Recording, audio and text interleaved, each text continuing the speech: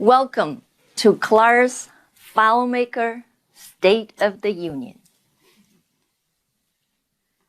Clay and I are very excited to be here in person.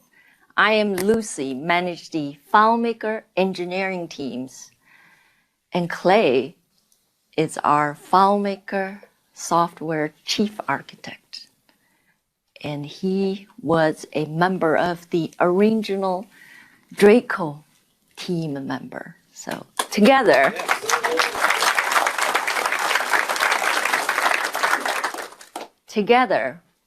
we have 50 years, more than 50 years of experience on FileMaker.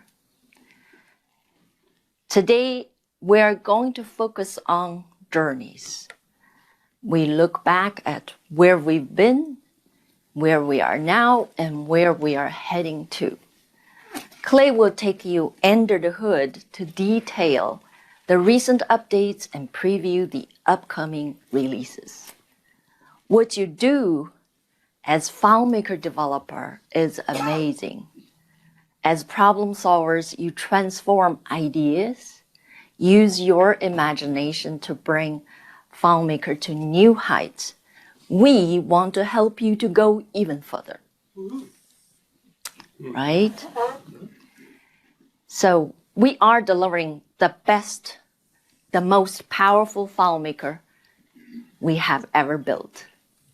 It is the best time to be a FileMaker developer. And finally, we'll have some Q&A time. Also from FileMaker engineering team for this conference is Connor Brock, FileMaker team Scrum Master. Clay is not here. He's at the booth duty. Wade is not here. He's at the booth duty.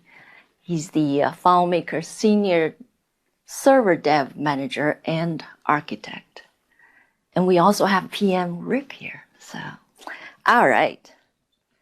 Let's start with FileMaker updates.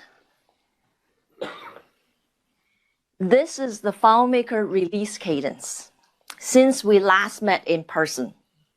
From 19.1, we transformed into Agile, releasing features, bug fixes as they are ready, regardless of major or minor versions.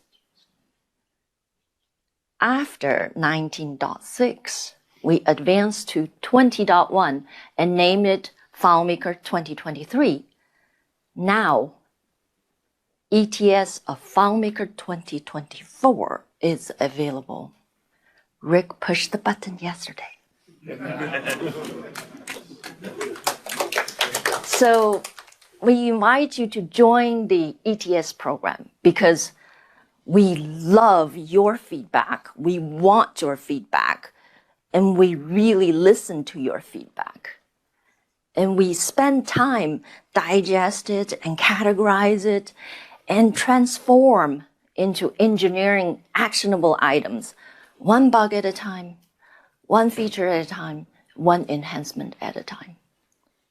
I am delighted to say we figured out a customer feedback loop to do what matters to you the most.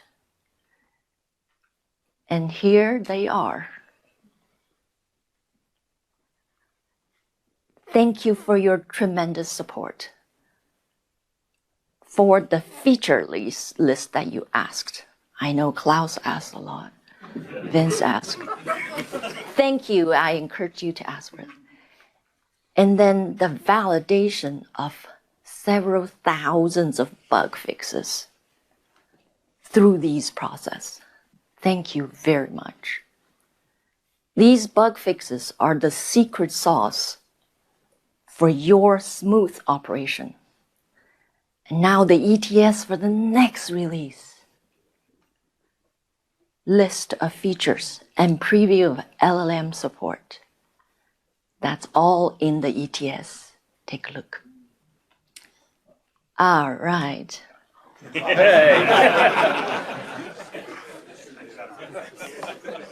So let me take you through a developer journey and discuss some of the recent features and enhancement.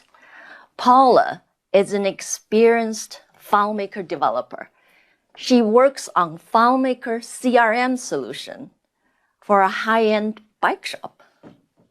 The shop depends on FileMaker solutions to stay connected with customers and streamline internal processes and improve profitability.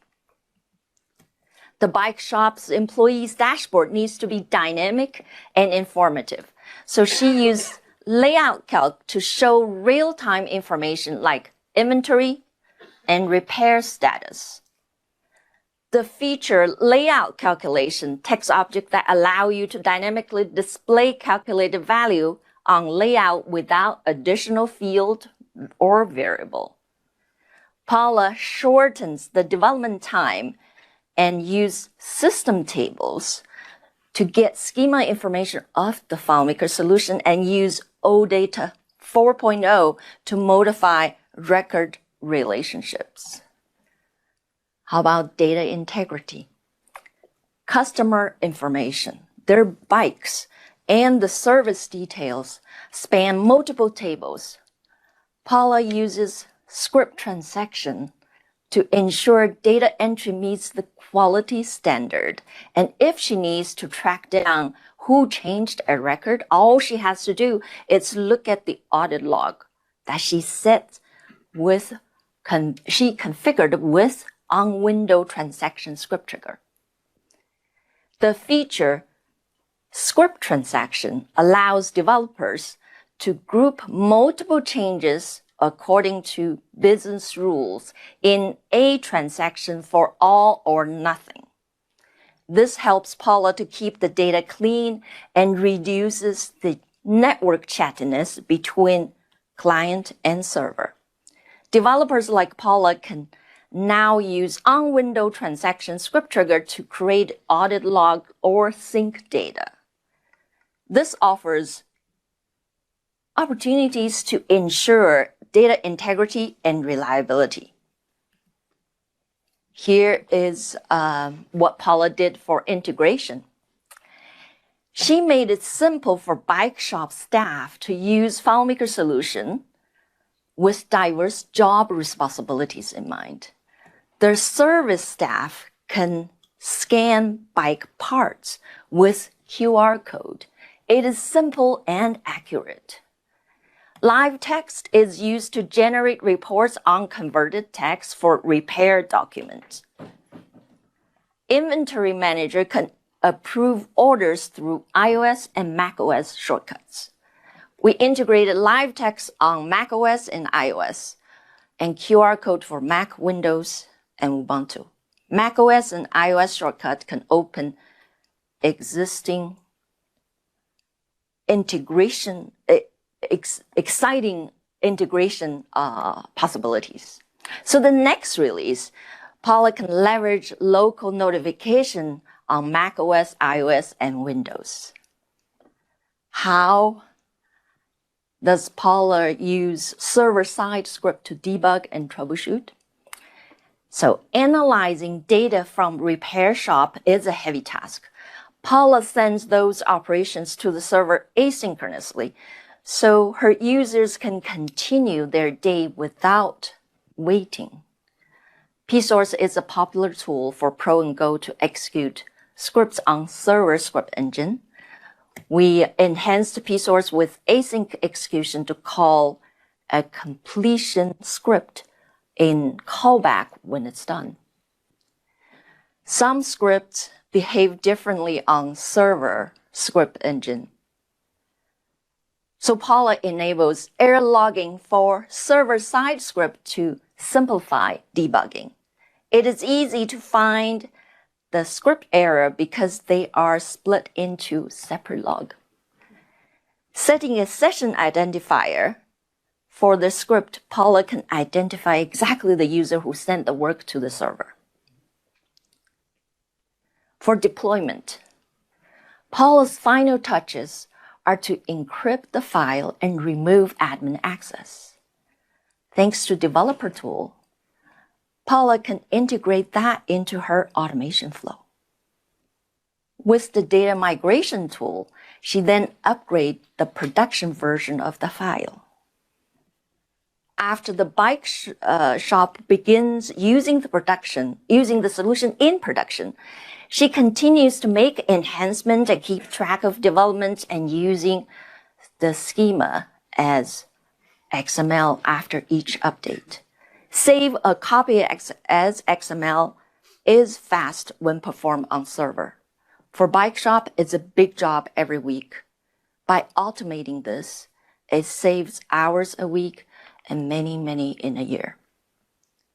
To Paula, a FileMaker developer, these features made it easy for her. It's time to go into production. Let me take you through a FileMaker admin journey. Our goal is to empower admin to keep FileMaker solutions running well, safe, and available to whoever needs them. Alex is the IT manager for the bike shop. He manages and runs FileMaker production servers. He handles deployment, efficiency, and security.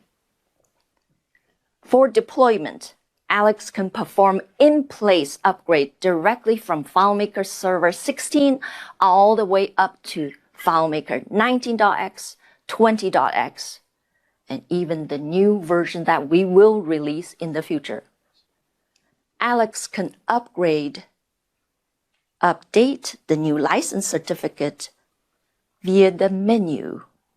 No longer need to install FileMaker Pro. We continue to improve user experience for deployment. Capacity. FileMaker Server can host up 256 files now, up from 125. Admin role now allow each member access their own file, handle their own tasks. When you have multiple FileMaker solutions in a single FileMaker server, you can cut cost, simplify management, and improve resource allocation. This is very beneficial for solution bundle agreement for our partners who host solutions, multiple solutions for their customers. For backup, each solution's file set is backed up in its own threads in parallel backup. Alex can set backup schedule to create backup with clone-only option. He can cancel backup cleanly without affecting data integrity. Safeguarding your data is vital to us, and backup is more manageable now. For connectivity, some network admin cannot open port 5003. They now can use port 443 with HTTPS WebSocket tunneling on Ubuntu 22. Claris Connect can link FileMaker with other apps. FileMaker is integrated with Claris Studio. FileMaker's environment is more adaptable.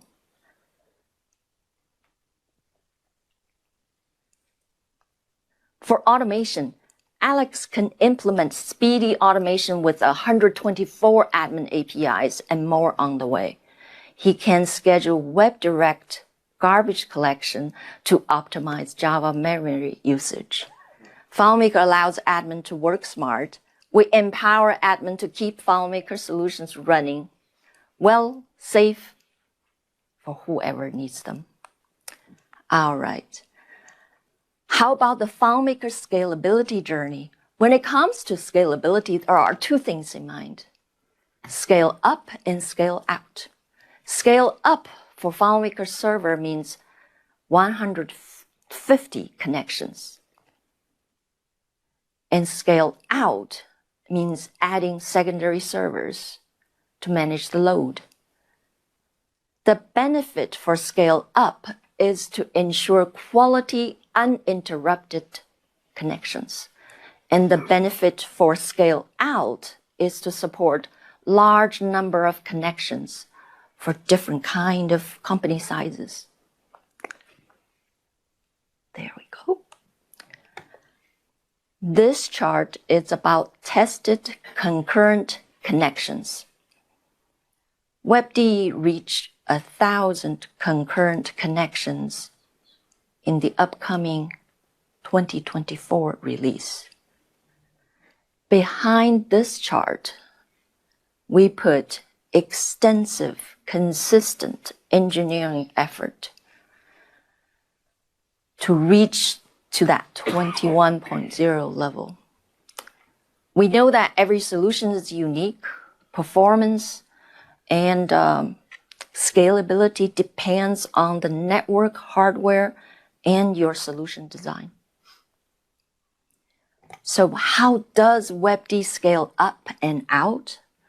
Let me walk you through the steps. 1, you set up a FileMaker primary server. 2nd, you configure secondary servers with 3 VMs, run each can run 3 to 4 Docker instances. And then you install Nginx Plus as load balancer in the DMZ zone to distribute the concurrent connections across the 10 secondary servers. Both primary server and secondary servers stay behind the 2 firewalls. And we optimize the primary server to only handle database services. It does not handle WebD requests. It does not perform load balancing. This result is to improve performance, simplify management, and enhance security. So we enhanced WebD with 4-layer 4-layer CSS layout cache architecture for better performance. We improved threads with non-blocking threads between components, so there's no delays, everything can go at the same time. We provided a Docker file to manage those secondary servers. This is how WebD scaled out to 1,000 concurrent connections. Let me have Clay walk you through the demo. Howdy. Yeah, this is a demo movie of WebDirect reaching over 1,000 concurrent users with the future version of the FileMaker Pro server. And this is being tested by our Beijing QA team. The hardware configuration is the primary server with WebDirect turned off. Nginx Plus, the load balancer 10 configured, running secondary servers. They're running our Ubuntu 22 with 8 GB, 4 Intel codes, 8 GB of RAM. And currently all the other clients are distributed over these 10 servers running right now. Now we're going to have an ad hoc user logging into this solution. You'll notice that we have a 15-second idle time. So this user is going through and just doing random operations while all the other clients are doing all these other tasks. They're creating sales orders, doing reports, paying, getting shipping costs, fulfilling orders. And notice that the user operations of this one ad hoc user going in here is not really being delayed in any way. You see them adding records, deleting records, making changes, and things are working quite well with 1,000, I think it said 1,067 ones running. During these tests, the operating system's performance metrics and the FileMaker server metrics like cache hits and remote procedure calls are all being recorded. And they're used to make a baseline for when we do future versions of FileMaker server. And then we compare them, see whether the changes we made were an improvement or not. So this is one of the ways we're improving FileMaker performance. And now we'll go back to Lucy. There. Thank you, Clay. And it's exciting to see 1,000 concurrent connections. How about FileMaker stability and reliability? This is the 3 steps in our agile iteration process. Number 1, find bugs. How do we find the bugs? Customer feedback. We want your feedback. Send us the bugs. It's very important. We want to hear from you. Then internally, we run static analyzer and dynamic analyzer with tools like TSAN, ASAN to do stress test to find bugs. TSAN is threat sanitizer, ASAN is address sanitizer. We use Xcode tool instrument to find slowdowns and memory leaks on Mac and Valgrind on Ubuntu. For WebD, we use Java Developer Kit and third-party tools to find Java memory leaks and threats issues. Finding and reproducing these bugs, I want to tell you, in scalability, reliability, takes a huge amount of effort and time. So we leverage these analyzers and tools to find bugs. Of course, a lot of your help as well. Number 2, what we do is to fix bug and make the improvement. Clay is going to the detail about the features. I want to talk about highlight persistent cache. Persistent cache protects your FileMaker files from corrupting. It minimizes the transaction loss in situations like abnormal server termination or force kill.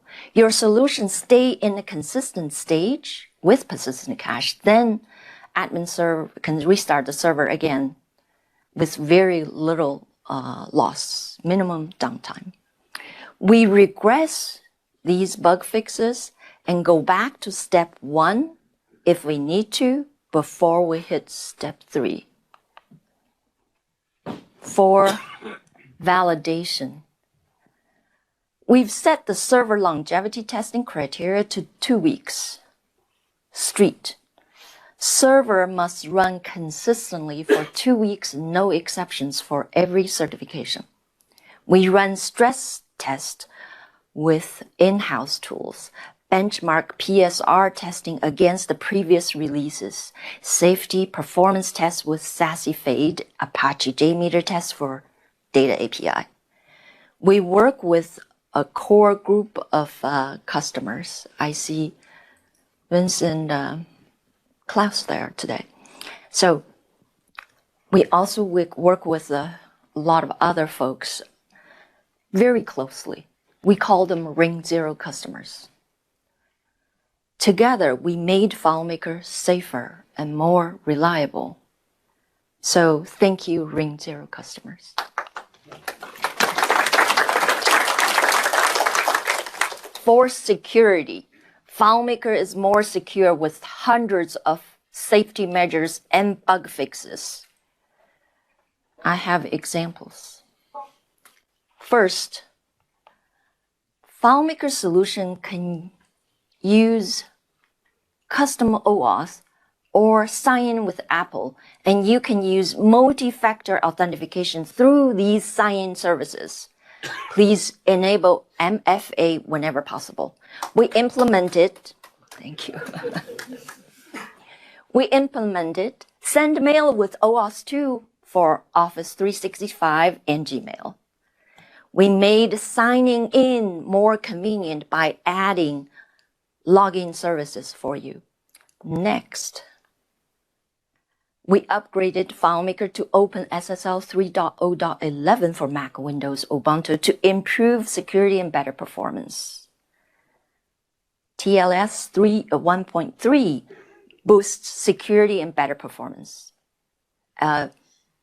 for a speedy connection. And let me know if you need FIPS 140 compliant. We can talk after this session. For XDBC, we upgraded the X509 signature algorithm to SHA-256 from MD5. We support ECC certificate for higher encryption strength, such as P384. ECC is considered very secure against attacks. Then, You can restrict admin console access to specific IP addresses.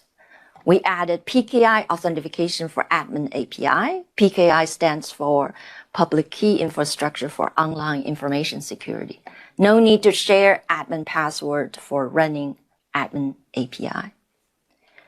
Admin can control JSON Web Token, JWT, on admin console. It is secure, compact, and fast. Finally, when we triage bugs, we treat security as high priority at all time. We always watch for common CVEs and security patches. Claris is an Apple company. We follow Apple high security standard. We do security code. We do source code security scan for our product and fix vulnerabilities whenever possible from multiple sources, including Apple internal security services. We made FileMaker more secure. It's important for you to upgrade as soon as you can. With all these, we are delivering the most powerful version of FileMaker ever in history. It's the best time to be a FileMaker developer. And I want to invite Clay, the guru of FileMaker everything. The one and only Clay. So there we go. So thanks, Lucy. But I'm going to start talking about the FileMaker Clients Pro and Go first, then do some server stuff and other sections like this. Now, this is going to be a mixture of 2023 features and 2024 features that are upcoming, and what the differences are, and some of the under the hood stuff as I go across all of them. Now, the stuff that you see that I'm going to be talking about 2024 may not be in the first release or in this first ETS release, but most of it is all expected to be out by the end of this year. So much like we had like 3 releases of 20, maybe we'll have 3 or 4 releases of 24, or which internally is going to be called version 21, just to make things even more confusing. So, calculation improvements. In FileMaker 2023, there is read QR code. We've brought it to Windows and Ubuntu. Now, this is a kind of an ongoing theme in general in these releases and upcoming releases, is that we're bringing technologies that were only specific on certain platforms and bringing them over to the other platforms, or even stuff that was on iOS only and bringing it to other sections, and stuff that was on Mac and wasn't on Ubuntu and stuff like that. Get Live Text supports more languages, and this is another one where we're working in the future to actually improve Get Live Text. You probably won't see it in the first version of 2024, but to actually work on platforms other than Apple platforms, and also to support other multiple other data types and other than images, so like PDFs or maybe Word documents and stuff like that. This is really being kind of driven by the AI work, because we want to be able to feed all your documents into and spread them out so more things can be hallucinated on. We have Get Network Protocol. Okay, this is just kind of a pet peeve for me, or not a pet peeve, but something I like, because I wrote a whole bunch of different protocol supports for like AppleTalk, IPX, NetBIOS, other ones that didn't ship. So this function used to return a whole bunch of different values. And then eventually TCP/IP1, which didn't actually exist in the first version of FileMaker. So that took over, and so it's been returning that for like the last 20 some odd years or something like that. But now it actually gets to return something else. When you turn on HTTPS tunneling, it will now return HTTPS. So there actually is a use for this function now. FileMaker 2024, we're doing JSON improvements.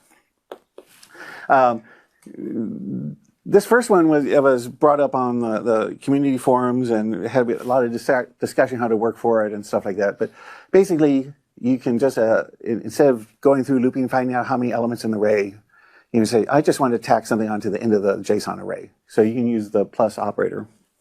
When I was in Antwerp, we were discussing this, and people were, they were actually already mocking it up and seeing how it would work and stuff like that. And say, well, when I append something to the end, what happens if I want to reference something at the end? So we had like a 3-hour discussion trying to determine what the character is going to be, and I implemented it in about 40 minutes. So that's how things usually work. But so now the colon character is going to be last element. So it's nice. You can use the appender to put a JSON object at the end, and then use the colon operator to set specific fields inside that object that you added. It makes things pretty nice. Another thing we're adding is a new function. Everyone seems to be wanting to use arrays now, but a way to make an array a little bit easier.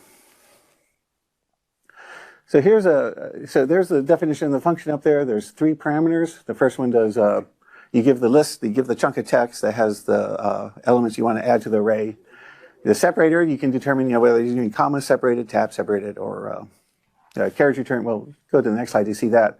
And you determine the number type, or the type that you want all the elements in the array to be. And in here, I'm using comma. I want JSON numbers. There's the input, and then you just get an array of numbers. In this version, I want strings. So I want to have red, green, blue be part of the array, the strings. Now notice that the separator field is empty.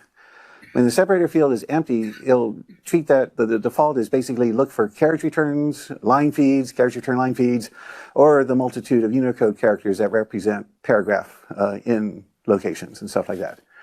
So when it's blank, it's actually scanning for a lot more different things to find what the array terminator is. And in the last place, here I'm using the sharp character. I'm using JSON raw. I don't know how many people of you know actually what JSON raw is doing.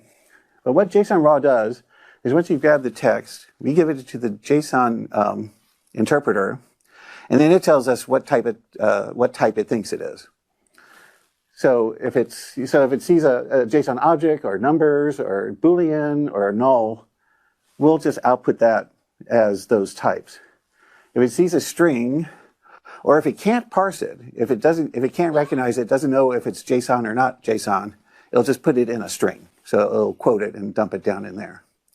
So JSON is actually, there's some interesting uses that you can use with JSON raw if you're doing mixed operations and you don't know the data type, but it's not, it's not the guaranteed it won't fix your JSON or stuff like that, but it interprets the data coming in. Now we go on to scripting improvements. We had the perform script on server with callback, which has been mentioned. Triggering Claris flows and Claris connect flows script step. Then in the first version, you had to copy and paste the URL, and then in another version, you got a pop-up of the flows that were available to you if you logged in with your Claris ID inside FileMaker. That's another change with the thing is, FileMaker 20 is now you can always log into Claris ID. Before it was determined on the type of license you had, whether you had a license that was dependent on that you could connect to cloud. But now it's always available there because we're using that Claris ID to access Connect, Studio, and Cloud. There's the can defer notification and loop script step. I noticed that there's been a couple sessions already talking about this, and we have a blog talking about when you would want to use it and the different behaviors with the 3 different options. The short thing is, the Cliffs Notes version of it is, if you're doing anything relational inside the loop, or you want the UI to refresh while you're inside the loop, leave it the way it is. You do not want to defer it. If you're doing neither of those things, then you can just go ahead and defer notifications, and the loop will go quicker. Coming up in the future, this is the configure local notifications will now work in FileMaker Pro. Lucy mentioned that. This is still other operations that we're bringing to multiple platforms. This was a iOS-only feature, and now you can bring it up there. And we do have a prototype of it working in WebDirect. I'm not quite sure whether it'll make it out in the first release or not, but we're working to try to bring that also to that platform. Something that we're coming up, notice that we've been starting to do more things with callback. This is kind of our, I guess, people have been wanting to do I want to run multiple scripts at the same time. We want to, have, more asynchronous operations and stuff like that. FileMaker being very context sensitive, it depends on which file, window, record you have selected and where the insert cursor is located inside the field for all this stuff. trying to do multi-threaded operations when there's the context of just how the machine is setting there is very tough to do. So we're going to stick with this callback model, where it actually, the first version of it was on the install on timer script step. That actually is basically an early version of the callback, because after the timer triggers, it would then schedule the script to be executed at the next possible moment. And that's the same mechanism that perform script on server with callback is going to be using, and what we're going to be bringing to insert from URL. Now, we're going to probably be leaving insert URL the way it is, that current script step, and it's going to be a newer version that's going to be more microservice oriented and won't be dependent on like where the cursor position is. We're going to be removing basically because all the insert scripts behave the same way. They depend on like what field is selected, actually whether all the text is selected or whether the cursor is blinking in a particular location. It's really more, anything starting with UI is really more UI oriented, but insert from URL is being used for a lot of other purposes and doing, mainly I don't know how many people are actually using it for UI purposes, but we'll have a new version that's with the GUI and the options that are more relevant for doing microservice calls. And you could like start a download, and then when the download completes, a script will be called telling you the download completed, and we'll probably, don't know whether it's going to be the parameter or there'll be some mechanism to get the results of what you asked for. It'll probably be the parameter of the script that's called. The other change is the execute data API now has write support. You know, previously you could get the metadata or do read operations on data using that script step. One thing that we noticed, if we went back to the on window transaction trigger, you have when you want to, if you're doing auditing and you want to write the same file that you're in, you have to worry about recursion because you don't want the on window transaction to trigger for your audit records. But and there's different tricks. You can open another window, but then returning the state back to where you were can be complex sometimes. Or the best thing is like I think the demo we have writes it out to a file, or to like a text file in JSON format, or you can just write it to another file that doesn't have this trigger on. But now with execute data API write support, the FileMaker data API doesn't trigger the on window transaction. So you could just do write operations directly to wherever you want for your auditing information, or make your sync statements. And there's probably going to be a whole bunch of other purposes why you want to do write operations internally. At some point that's not dependent on the context of anything else. And so this is what it looks like. The key change is that the action tag here now has more things other than just read and metadata. So in this record, we have Bob Weller with a rating of 35. His record ID is 6919. You notice this is your standard, FileMaker data API request. It's a little bit different than what you do over the network, because over the network, you're determining the action by whether you're doing puts or deletes or patches. In this version, that's all determined basically by the action tag. But here we want to update this thing to Bob Jones with this record ID. So here we execute it, it changes the name, and we get the standard response back saying that there was no error in what the modification ID of that modification count, basically of that record. Now here we're going to do Robert Score with a rating of 3, and we want to change his rating. Now rating is a number field marked to be number only. And here I'm passing in a payload of saying that, oh, I'm trying to shove some text into this number field. So this should be an error. And of course, when you execute it, you do get the error here and the string for it. A new enhancement for execute FileMaker data API 2 now is that we're going to parse the JSON response coming back from that and set get last error and get last error details with those values there. So when you make these calls, you'll no longer have to parse the JSON result for doing simple operations where all you do is expecting a result coming, an error code or the error result coming back. You'll still have to parse it if you're asking for record data and stuff like that. But a lot of these new calls, when you delete, a lot of these newer ones, you're just looking for the error code and whether it succeeded or failed. Some other client improvements. Don't look at the picture on the right yet. The on-window transaction script trigger, that came in. I've discussed that already. There's layout calculations. The first iteration of this This actually caught our marketing department by surprise. They didn't realize everyone was going to be so excited about it.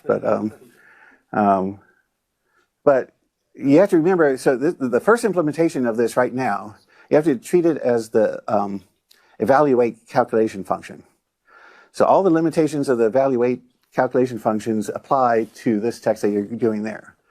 So if you wanted to be able to work over multiple locales, the calculation actually has to be in English. Because if you try to run it on server, it doesn't know about, server, you can't set it to like Korean and stuff like that. So it'll probably fail over there.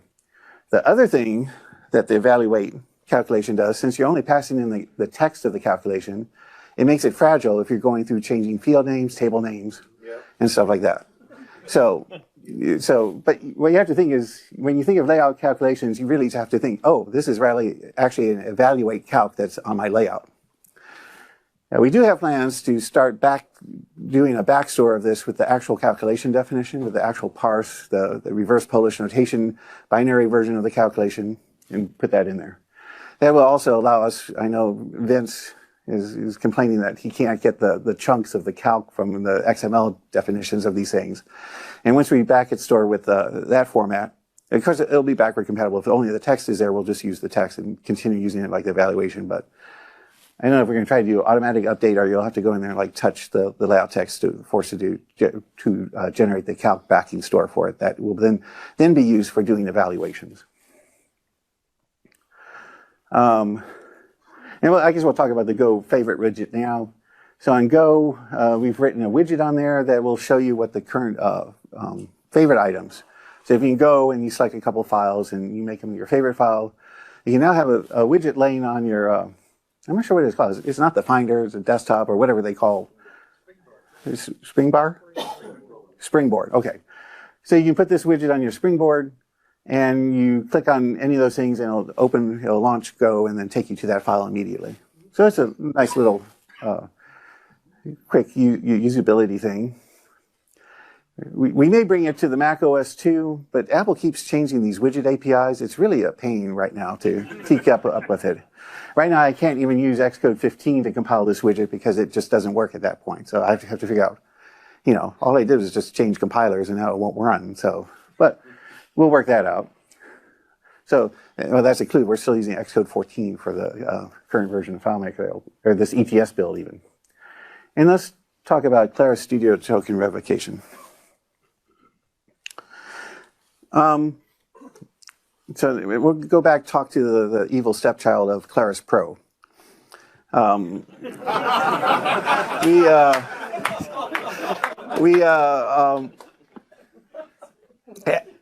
To talk to, so we have to get into the details of how we talk to the Claris Studio product.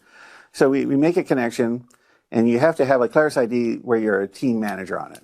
And once you have a team manager, and when you go into the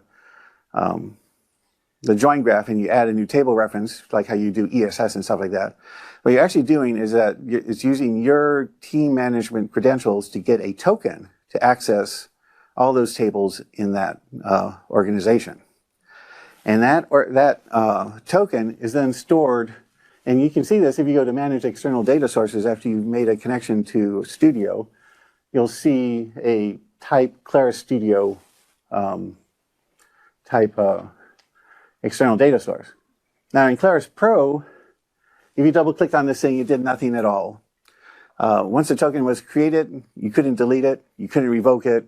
People would have access forever if they had that copy of that file. So that was a bit of a hole. So starting with the FileMaker 2023, now if you double click on it, you can at least revoke the previous token and get a new token to use it, or leave the old token alone because you've given clones of this file to other people that you want them to continue using that token, and then you want new people using your file using the newer token and stuff like that. Now this is still not really optimal, but the Studio's user management and user permissions is still in flux right now, and they're going to have to be doing token management too, which there'll be some UI to probably see which tokens, and eventually when you connect to Claris Studio, you'll probably be asked, which token that you created do you want to use for this connection? So you can do a little bit better management when you're creating solutions connected to Studio. But that's more, you'll have to go to the Studio team to say when that stuff is ready, because we're just waiting for the APIs to be there for us to be able to hook this stuff up. We know what we want to do.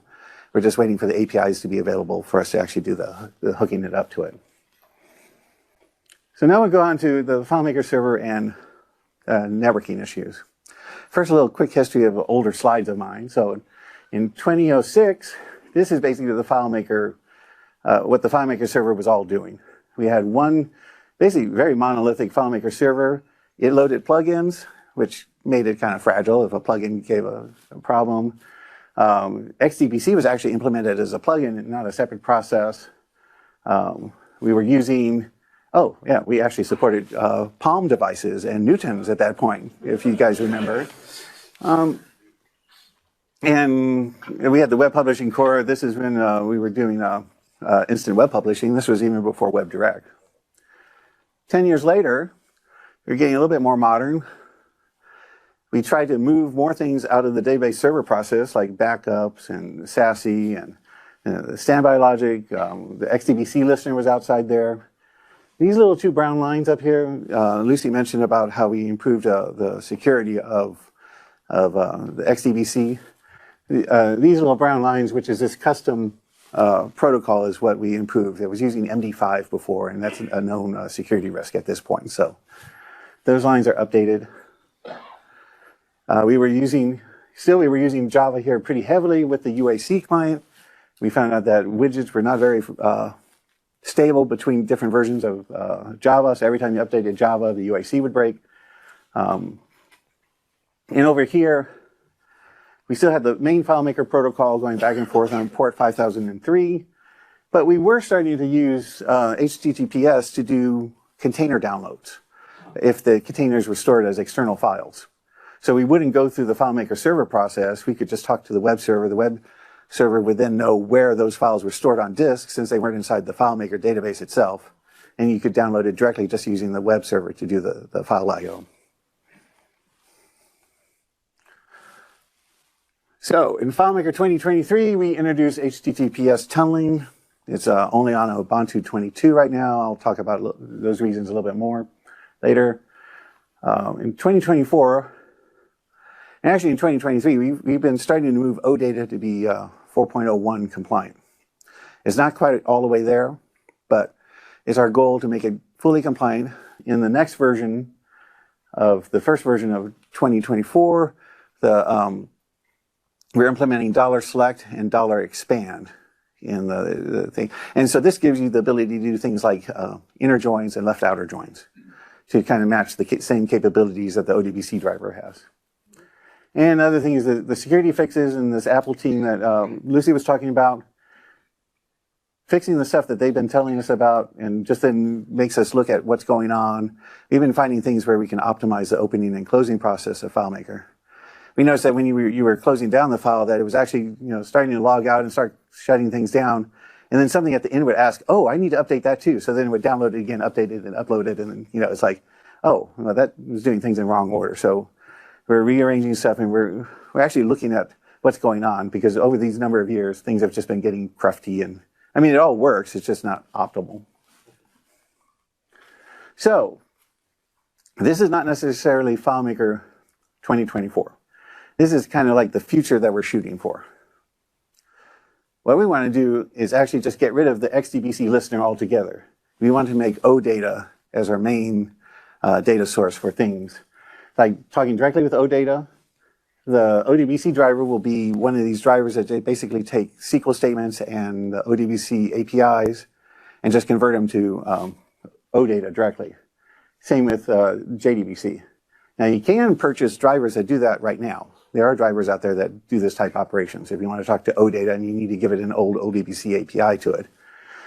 But ours will be slightly different, because we have, some additional features for accessing container data and stuff like that. That's really non-standard that these other products out there wouldn't be able to support. They'd be able to support, regular straight table data, but not some of the additions that FileMaker does. Now we're using the FAC. That UI, which we'll be showing, is now all React based, all using Node.js underneath, all using JavaScript. We got rid of Java completely in this state. We still are using Java to run Vaadin, which is kind of the core for WebDirect for doing the user model inside there. It's a Java process that's generating the HTML pages that you're viewing. We'd like to get away from that, and there is some work. We're taking some of the stuff being learned from Claris Studio for how to do pages and stuff like that, and some of the infrastructure from inside there to start working on the eventual replacement. But this is going to be a pretty big job. This is not something 2024 that's going to change by that point. The other thing is that we'll probably be trying to move more to the HTTP model, where HTTP tunneling is actually using WebSockets to communicate. It's really not using HTTPS as the protocol. Ideally, what I would want it to do is use HTTP2, which is the new modern standard for doing bidirectional communications between a server and a client. But proxy support for HTTP2 is a little bit spotty. There's some out there that work. There's some people really poo-pooing HTTP2 because of how it can't have multiple channels communicating, which web browsers really want to do. We don't need that because we just have one thing that we're going back and forth on. So that problem isn't a problem for us. But if everyone else doesn't start using HTTP2, then all the tools and all the infrastructure out there won't be there to really support it properly. So we may be stuck with WebSockets, but that's like a direction I want to go in. You really want to use the new definitions. So getting into HTTPS tunneling a little bit more, when it's enabled, FileMaker Pro uses port 443 to communicate with the server through the primary web server. If you enable it on server but not on Pro, FileMaker basically falls back to the old protocol using port 5003 and using the GIOP protocol basically layered on top of a raw TCP/IP stream. And then tunneling is enabled on Pro but not server. Pro will not communicate with server. So one of the reasons for this is that the notification or the negotiation process that goes on when client is connecting to server is pretty complex right now, because it tests to see whether you can get an SSL encrypted TCP/IP stream, and then if it's not there, then it tries doing without encryption, and then it has to negotiate whether the file is read-only or read-write, and that's like a four-step process. If we have to start pinging to see, oh, can we talk with going through HTTPS, or do we need a fallback? Then that multiplies that by 2, so now we're up to 8 negotiations that have to go on during the connect process. So in FileMaker, this circle is just showing where you enable it in the Pro products and in the main app setting. Something that would help here is we can cut down on these negotiations if we can stop peer-to-peer serving. I mean, we've been trying to kill peer-to-peer for a long time. How come it's still there? There's people that scream when we try to kill it, but maybe someday we'll just ignore them. I don't know. It depends on. And also, because to do the HTTPS tunneling, you really have to have a web server. You can't do it without to handle all that, to handle all the negotiations and do the proxy work and all that stuff properly. Oh, I keep forgetting about that little text. You can also put it on your assisted install text file. So if you're doing a bulk installation and you know everyone is going to be using the HTTPS, you can do that and have it turned on by default at installation time. Limitations of HTTPS tunneling.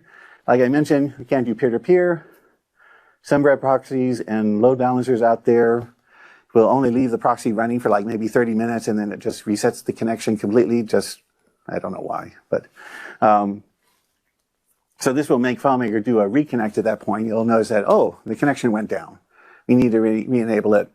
And then now FileMaker will do that automatic reconnect as if you got a disconnection because the cable got pulled out and then pushed back in and stuff like that. But it's still not ideal. You'll want to check with your proxy vendors and your load balancers and make sure that they keep WebSocket connections up all the time while it's running. You don't want it going through resetting it regularly. And since you're going through a proxy, you have to realize that that proxy can be looking at all the data going in and out of it. They can set up other security certificates on both sides. So hopefully you trust your web proxy vendor or your IT department, I guess, which is the one that installed the web proxy server. And there's a little diagram over here. You can see the proxy is outside the servers. The clients talk to they use ports 443 to talk to the secondary servers and the primary servers. But FileMaker internally is still using port 5003 for all the processes behind there. It's faster. We don't have to go through the web browser. We can do process-to-process communications directly. Yeah. We have some other time pressures coming up, and I'll get to that at Q&A. So I'm going to go a little bit more quicker through this, the server admin console. Backups are no longer a separate task. Backups are now schedules. So you see what the UI looked like before 2023, and now in the new version, you'll be able to see, you can pick the default schedule, you can see any particular backup schedule in the UI here. We're trying to, hopefully we won't change this anymore, but prior to 19.6, backups, where they were going, what they were named, seemed to keep changing all the time. You know, they were, when backups are canceled, they were put in an aborted folder, now they're put in a canceled folder. Some versions would delete the canceled backups, other ones would leave them around, but now we give you a choice. So there may be a reason that you may want to keep a canceled backup, because, you know, maybe it's like an 8-hour backup because you have, you know, terabytes of data you're backing up. And maybe it succeeded with 4 of the files, but you just couldn't wait for the last file to be backed up. And you may not want to dump them all, because if there's some catastrophe, you at least, you know, 3/4 of your data you'll have a nice clean backup of it. So it really depends on your use of, you know, how big and how long you're waiting for this stuff. Configuration systems. So this is where persistent cache is turned on. We've been playing with it. We've been fixing some bug fixes since the 2023. We're a lot happier for how this is. Basically, what the persistent cache is doing is that we're using memory mapped, file-backed memory allocation. So we allocate a block of memory, and then we tell the operating system, map this to this file. So the operating system is basically, as we make writes to our cache blocks internally, it in the backside is doing and writing it to disk immediately.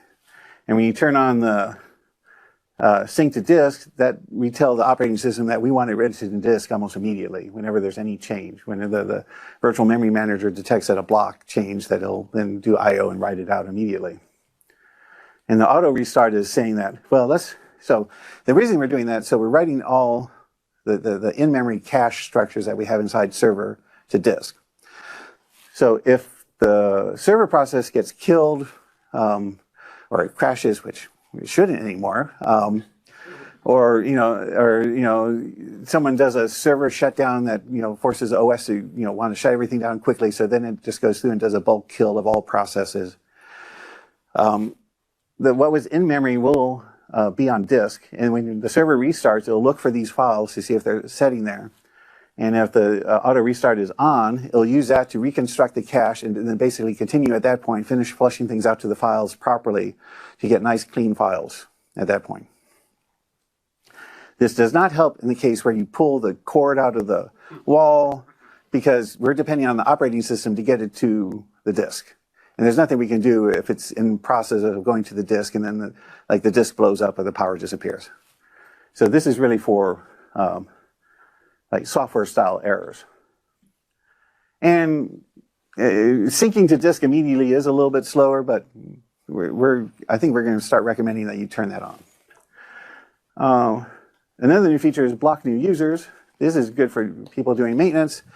So you may want to log in, you kick off users that you don't want on there anymore because you want to scan something, you want to make you want to do a live update where you don't want people logged in at that moment. So now you can turn that on so no people can log in while you're doing your stuff, because you don't want to yeah.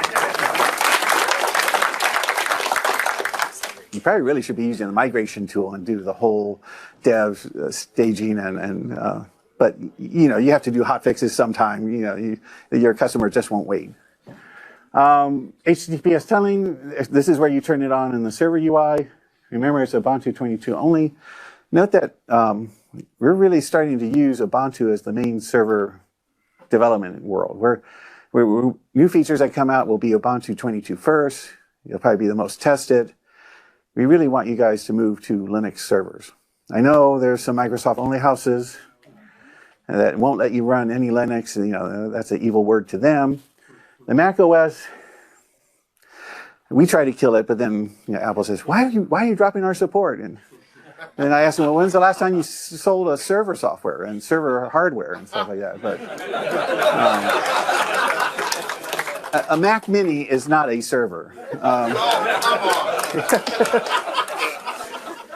We're doing scheduling improvements. Pre-FileMaker Pro, you only had 4 columns and some options here. So now you get a lot more columns. There's 3 more fields in there. You can now rearrange the columns. You can hide columns, show columns, sort them, filter them.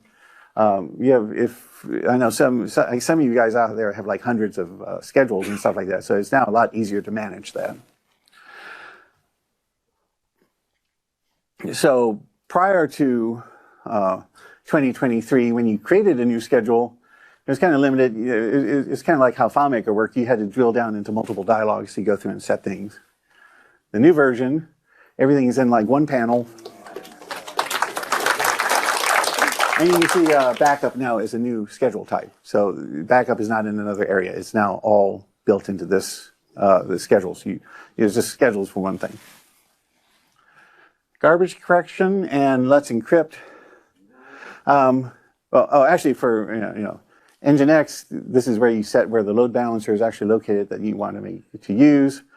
Here you can force garbage collection. I don't know how often people will use this because I'll show on the next panel what you probably will really want to do instead. But if for some reason you want to toggle the garbage collector to run, you can do that there. So here, in the system scripts, we now have like 3 new system scripts. You'll be able to run the garbage collector immediately, force the garbage collector to run on secondary servers, and we're bringing Let's Encrypt certificate support to the server product. Now, it's only going to be on Ubuntu and Mac first. There's really not that much UI other than that in the server. We're supplying you the scripts that you need to run and instructions of all these other services that you have to download and install, basically Unix style services to actually get the certificate and to install the certificate. So the plan is to eventually maybe roll this all more into the UI so you don't actually have to run shell scripts to set it up initially. But what you'll want to do, since Let's Encrypt certificates always expire after 90 days, you'll probably want to have your default reload certificate script run basically at 80 days and stuff like that. Because you can't update the certificate, I think you have to wait at least 60 days or something like that before you can update it. There's a window where you can do the updates. I may have the numbers off, but that works like that. I like this because I can never remember the URL to get to the FileMaker database. I also don't like any notifications from the server, and I don't know who actually I need to call and yell at saying that it's down and not running. So now when notifications go out, you can set who the owner is and who needs to be there. Yeah. Logging enhancements. Lucy was mentioning how scripting is split out. If you really want the scripting log to go into the main event log, you can still turn that on.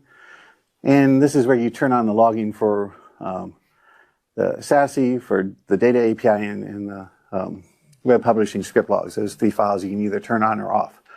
You have to turn them on here for the script step inside FileMaker to start logging and stop logging to work. If you don't have these on and you have that script step in your script and it runs on one of these other platforms, the web publishing or WebDirect or the SASE, it won't force it to turn on. It won't turn this option on. So other FileMaker improvements.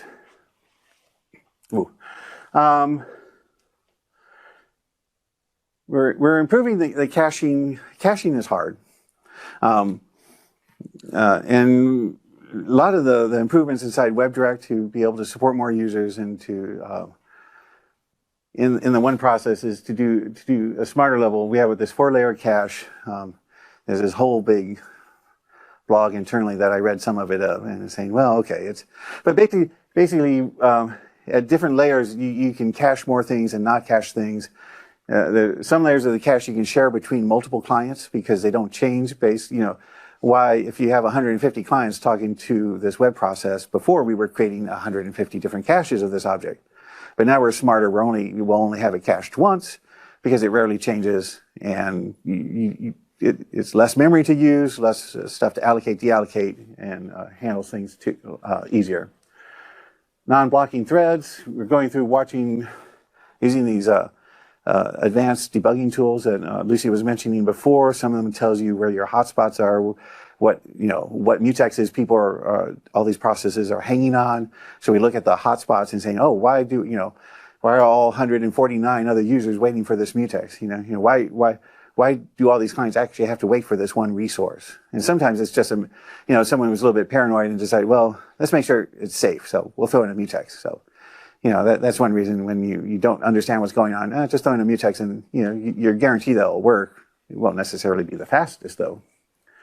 And then you kind of have the opposite problem is that some developers are saying, well, let's just throw it on another thread because, but, 10 threads are nice, but, 1,500 is not. It just basically kills, your processor if you're trying to run that many things at the same time. Sometimes it's a lot faster just to, don't even spin up the thread, just wait for the process for some threads to come back. It's thread pooling. It's a very standard pattern. With using these tools, we've been finding C++ memory leaks, thread locking issues. So this is ASAN that's been finding these things. This is TSAN that's been doing this. TSAN is pretty nice in that it'll tell you when two different threads are accessing the same memory and there wasn't any type of synchronization event between those accesses. Now, when you run these tools, it really slows down server. So, well, sometimes we'll give a customer a specific ASAN version if there's something that we can't reproduce internally, but these builds with these tools turned on are really very specific and only useful in certain situations. But we've been fixing the memory Java leaks that were occurring. So in addition, actually, I really hate garbage collection operating systems. I really want more control. And you can even see that with Apple with Objective-C. The first version, you had to do memory management yourself. You had to grab and release. The second version, they say, oh, we want to make it easier, so don't worry about it. We'll do garbage collection. We'll clean up memory when it's no longer used. That didn't work out very well. So they went through and then they did something which is actually pretty smart, is that during compilation time, it knows the code flow and how things are working, and it basically does what the first process was. It does the grabs and releases, but you don't have to figure that out. It knows how the code can flow through your system and adds those things magically behind the scenes. So I wish Java would do something like that. But we've been fixing memory leaks, and we've given you these abilities to force the garbage collector to run more often. I mean, Java is supposed to run that stuff when it needs to, but I've never been happy with it. So the workaround is to schedule that. Also, the other thing you'll see, the other thing in WebDirect that we did that to improve things is that the list view is now almost a complete new implementation of it. It doesn't flash all the time every time a new record comes in. It's actually usable now. Well, it was usable if you were the only person on the system, but so it looked good for a demo. But the minute you have other people doing work at the same time, it failed pretty quickly. And lastly here, open source upgrades. She mentioned these things that we've been upgrading. The Java version is kind of pretty much tied to the Vaadin version we're using, so we want to make sure that they're compatible with which versions. OmniWare 4.3 gave us the ability to use WebSockets for doing the communications. Interesting thing, OpenSSL 3, killed a bunch of cryptography things like MD5s, and we use MD5 hashes internally inside FileMaker, so we actually had to write our own implementation of MD5. This is not a security issue because you can't ever get access to that hash. You can't twiddle some bits and communications going back and forth to fake out something. So it's safe as long as you don't give access to the MD5s. It's actually faster than some of these other ones too. But in FileMaker 24, we'll be updating Tomcat, curl, the latest version of that. There's always a newer version of OpenSSL. I think 12 is coming out soon too now, so it may be that. A big thing here, replacing Xerce and Xalon with libxml. Xerce and Xalon has not been supported and has not had an update like in 10 years, I think. And we've been getting bugs of how it can't handle modern Unicode characters and a bunch of different issues there. And so we're now moving to a XML library that's supported, open source. Apple uses it internally, or Apple installs it actually on the OS. And this gives Beverly Voth another chance to write a new book. The other thing, Ubuntu 20.04, I don't know whether we announced this, but I'm telling you it's coming up. We're going to be dropping support for that. We can't support 3 versions of Ubuntu because, you know, Ubuntu 24 is coming out, and that'll be the new version. So we'll be moving to supporting 22 and 24. And I think the LTE stuff is dropping off soon on 20. So this is the best time to be a FileMaker developer. So what is next? Let's get going. The next steps for us, we have a team working on quality of life things like doing, you know, you have the searchlight in the Mac where you just type in something and they'll find something and open it. So we'll have a window. I think we're going to use Command K. You hit that, you can type in a layout name, a file name, a script name, any type of name, and then it'll pop up a list. You pick one, and it'll jump right there for that. So, giving you more options for when you're in layout mode or scripting, like when you add a go to next record script step. Maybe you want that checkbox saying, "Oh, exit in loop if not found" on by default. So, some of these things are tiny things, but when you add a whole bunch of them together, we call this the quality of life features. So we have a team working on that. We're going to be doing tighter integration with the entire Claris product line. There's a lot more work on Connect to do. Claris Studio, we're kind of waiting on them to supply us APIs. The minute we get them, we'll implement them. And everyone else has been talking about large language models, so I won't. The next steps for you, though, go to Claris, the Claris Connect and AI sessions tomorrow, so you can learn about LLM and what's going on there, and learn more about Connect. Connect is, we should probably have done this a little bit earlier, but I think this is going to be a very strong future for gluing things together, gluing Studio. I mean, I think they even announced it that, you know, Studio and Connect are going to basically get merged. And it's going to have a lot tighter integration with FileMaker in the future, too. Come to the Claris booth to chat with Connor. I guess Wade is there right now, so you'll miss him today. But I may drop by there when I have a chance. Get current with FileMaker, and always do it. I mean, if you don't upgrade to FileMaker, then why am I here? You know, I'm not just... and join the online Claris community for news and to participate in discussions, and that's what that QR code will take you to. Also, I guess we're inviting more people to join the ETS program, and if you want to do that, send an email to ets@claris.com. If you really want to get in and live on the bleeding edge and maybe destroy a bunch of FileMaker files that we told you that you shouldn't open in it unless you really have a backup. So that's, yeah, so, you know, with the power of your organic brains and our technology that we're giving you guys, we can build we can do incredible things. So thank you.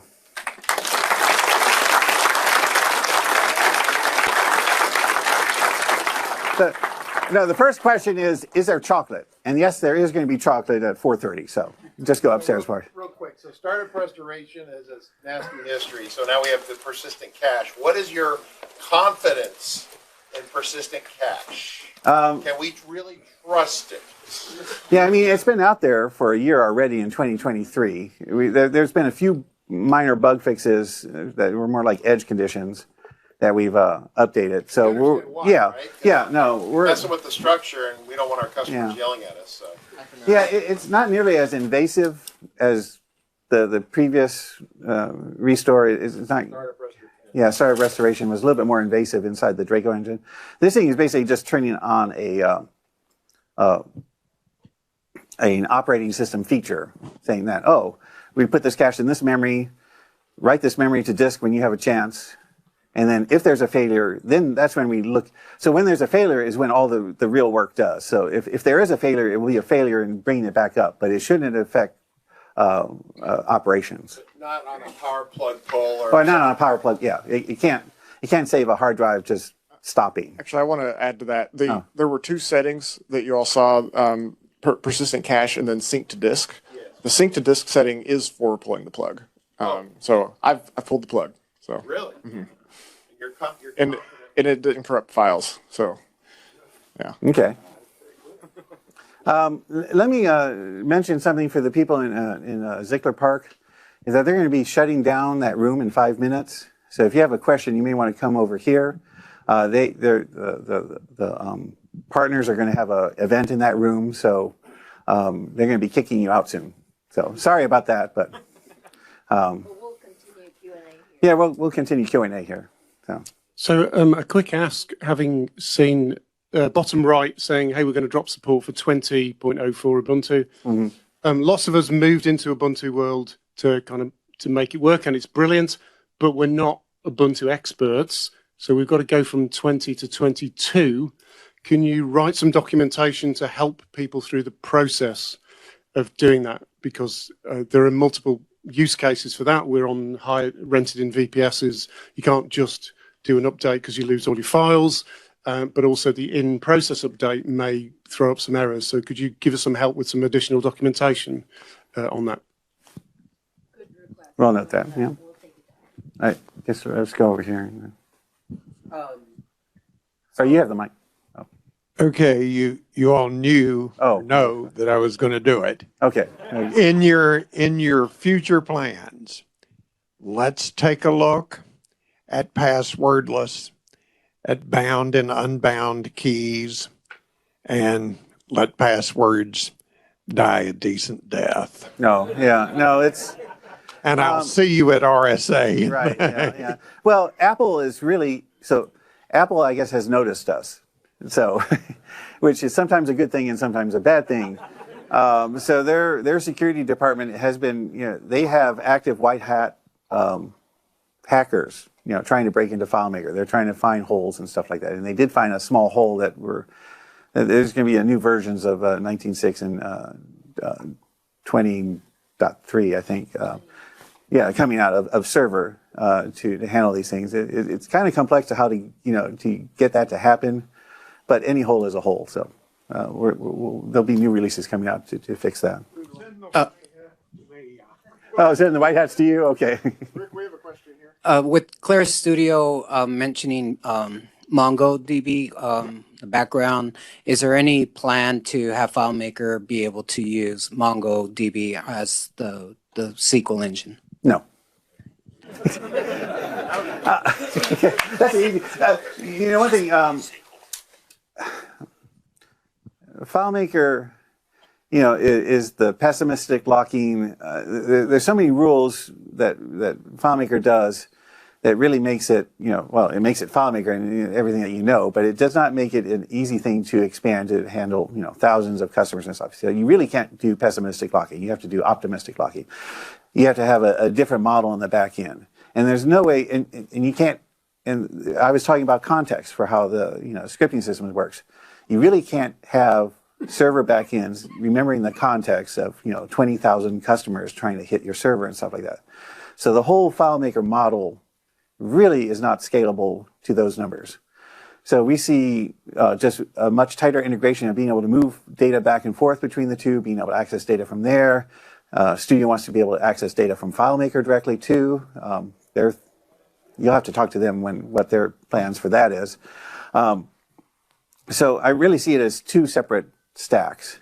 It also, another divider between it is that something inside FileMaker that was always fighting us is that, we have to be the database for new users that know nothing about databases and stuff like that, and be the database for you developers out there.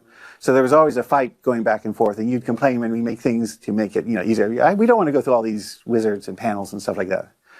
So I see the FileMaker direction, sticking with like the developer customers and Studio being the new user customers, the people, that's the first try, we get them hooked on that first and then say, we need to go further, here we can look at FileMaker. If you don't know how to use FileMaker, there's a whole community of developers out here that we can send you to. So that's kind of the basic strategy of how we want to go in the future. So that's, and yeah, just the Draco engine knows how to handle FileMaker style stuff. And then Mongo is the backend for the masses.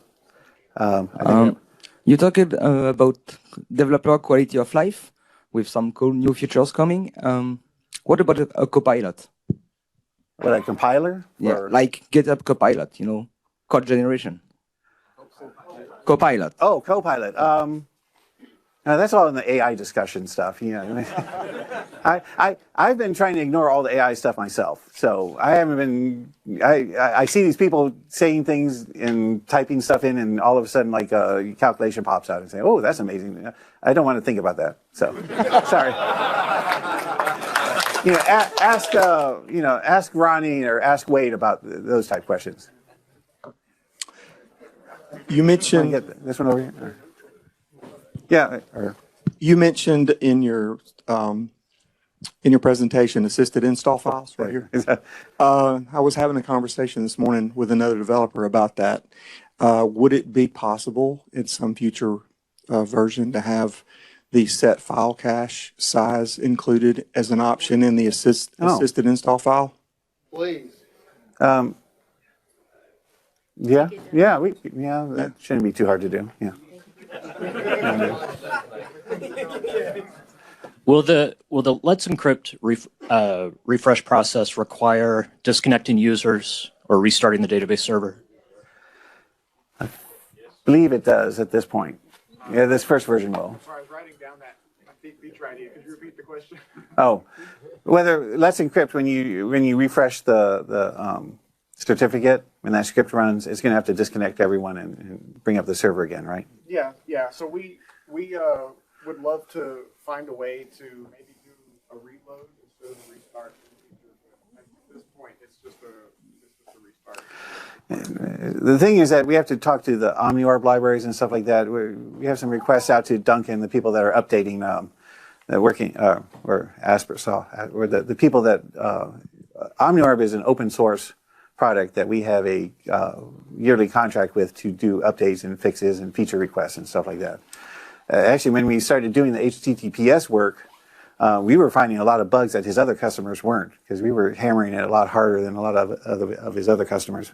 But he's very responsive to that. And now that we have this new feature, and now that we've stopped pestering him with HTTPS tunneling bugs, that we can probably work on, have a mechanism to have their OmniOrb library restart using a new certificate instead of having to force that stack to completely restart. I don't know. He may tell us that, oh, that's way too complex. I can't do that because there's too many threads running. I don't know. But we haven't had that full discussion with him yet. But that'll be the work we have to do to get that to work, to upgrade the certificate without having to restart the server. Hey, Clay, we'll do you next after this. Thanks for sharing all the updates. Wondering if you can speak to roadmap for speed improvements for the calc engine. Yeah.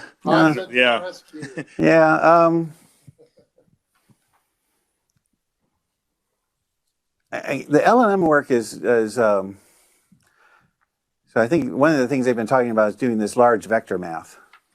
And we were trying to do it with text first, and over here, Lucy. Yeah. And then we realized that, we need to really store a binary representation of that instead of the text representation, because to do the math on that, converting it back and forth, and that's kind of like the same problem with the JSON too, is that JSON is already stored as text, and as it goes through the processing and stuff like that, it's getting converted to a binary form and back and forth all the time. So what they're playing with is basically putting the vector into a container field as binary data. Ideally, we would just add new data types, but to add new data types requires us really changing the file format. So how many of you guys would be really peeved if we did a file format change in the next 3 or 4 years? But, and that's one of the things that holds back some of these optimizations. It would really be nice to give some new data types internally that they get pushed all the way through. But we're trying this out with the vector stuff using a container field. So it'll be interesting. You'll be doing math on container fields, saying that, oh, you know, what's the cosine coefficient of these two container fields, and then it'll return you the value of how close the items in there are, whether they're related, whether they're exactly opposite, or they're actually equal. You'll hear. Okay, I have been listening a little bit about the LLM, so.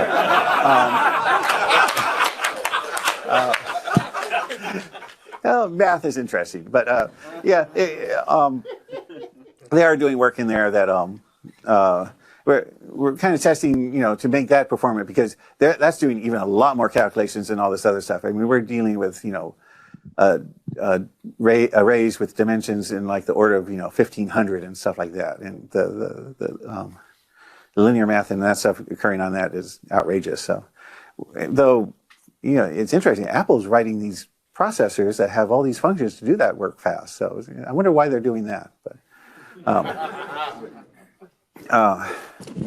don't know who has. Oh, here I am. Harry. Clay? Oh, that's right. Sorry. I thought I was going to go back to you now. Clay, we have time for one more question. In one of your slides, you showed the script selector as a drop-down. Yeah. And I'm wondering if that's now got some kind of either a filter or a type ahead so that we don't have to scroll through 1,000 script names to find the one we want. Yeah, actually, Bob knows about that UI that you saw there was me actually patching together. That was actually not the actual UI that it is currently. So it's that's still kind of in flux right now. It's changing. So maybe there was a way to be able to get that in right There was away. a keynote that I sent through a share voice about a year and a half ago that had that and 2 or 3 other things that we're looking forward to. And unfortunately, I think we're going to have to stop right now because I'm getting signals from other people that we have to go. So sorry about that, but thanks for coming.